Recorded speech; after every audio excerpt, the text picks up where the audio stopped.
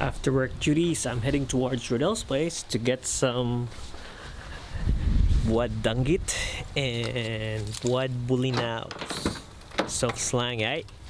And after that, I'll be heading over to Sean's place for some suman. And then I'll be heading over to Matt's place for the files. So it's gonna be a long after work afternoon now. And I'm carrying my 1DX and it's kinda light right now. I'm feeling it's kinda light. I don't know.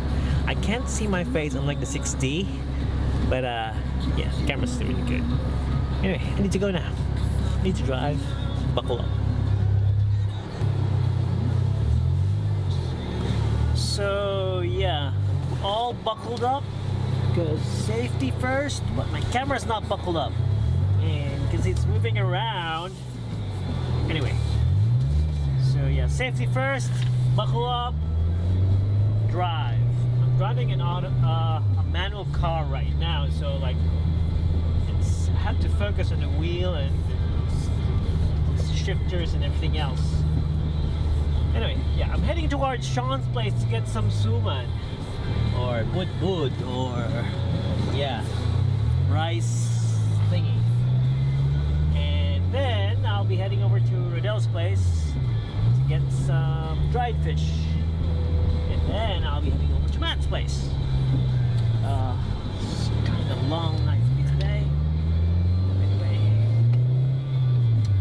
yeah, I gotta go back driving. Okay, I got these corn thingies from Sean. I didn't film this place because yeah, I was playing with the kids. And yeah. So what else do we have here?